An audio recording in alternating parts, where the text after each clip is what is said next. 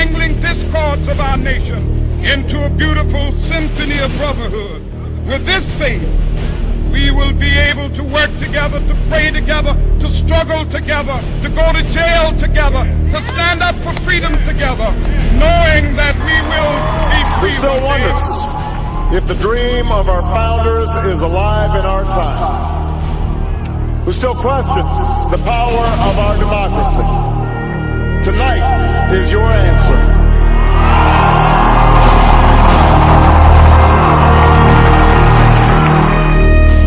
We're here at NASA Langley Research Center in Hampton, Virginia for this week's Yesterday Today series, spotlighting our very own physicist, Julie Williams Byrd.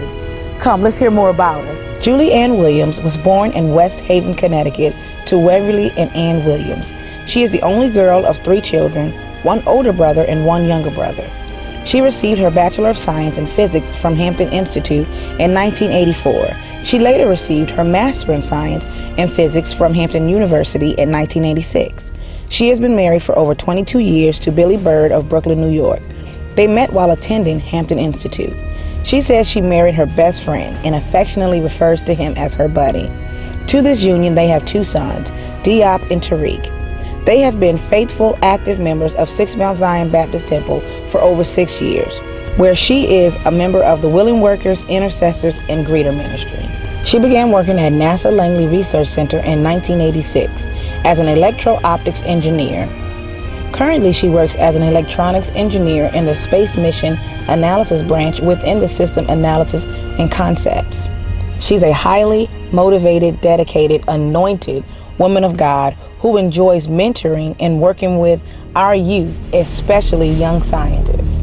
What would you inspire, what would you say to the youth when they want to do things and they come against difficulties? And how, well, given your experience and knowing how to push past your comfort zone, using that, what would you tell them to inspire them in similar situations? Well, I would tell young people, don't be afraid of hard work. That's right. Because hard work, you get a lot of good benefits out of it. So don't be afraid of hard work. Again, find something that you really flow in. Something that, you know, in math, sometimes if you're good at math, you can almost see numbers and they make sense to you. An artist can paint, somebody who can dance, you know, they're just anointed to do that. So figure out what it is you flow in it. And persevere. Don't be afraid of missing the mark, of stumbling, and sometimes even failing. But just persevere. Keep that goal. Keep it in your sight. And always have something in your mind that's going to help you through. When I was growing up, my maiden name is Williams. Okay. And so when I was growing up, my father would tell us, me and my 2 brothers, you can do it because you have will in your name. And so that was something that I had when I was growing up. Now that I know the Lord, you know, I can say all things are possible. That's right. All things are possible. And so just keep something in your spirit that's going to help you persevere, because there's going to be people that are going to be detractors. You know, there's going to be family members. I'll never forget this one guy I was dating in high school. And I told him, you know, once I started thinking about physics and engineering, I said, yeah, I'm going to go to college. I'm going to get a degree. I'm going to become a PhD. I'm going to do all this. And he said, you're tripping. Wow. I dropped that brother like he was a 3rd degree to burn. I know, that's right. Because he was prohibiting me from my dream, you know, from my vision. And so get yourself around people who say, yeah, that's right, you can do it. Okay, you might have stumbled here. Okay, this class was really, really hard. That's right. But you can do it. So I guess another question that I'm interested, what motivates you? You know, it's like, I don't want to just be a physicist as a vocation, just as a title. You know, I want to really make a difference. I want to reach back and help some kids and say, guys, you can do this. That's right. You can do this thing, you know? And so that's one thing that, you know, just kind of keeps you motivated and keeps you going. And, and I love to go to different schools and talk to kids. That's something that I really enjoy doing. I go to different clubs. I judge science fairs and just tell my children that you all can do this. That's right. There's nothing, you know, there's nothing impossible. That's right. About what you can do. You can do this. And we need more scientists and engineers, especially African American, you know. And in order to compete and to come up with, you know, innovative ideas. You think about this is Black History Month, in all the innovations that we have. All the, I mean, you know, from straightening our hair. Exactly. I mean, everything's so practical. And yet there are other things that we have invented. We've helped with the computer.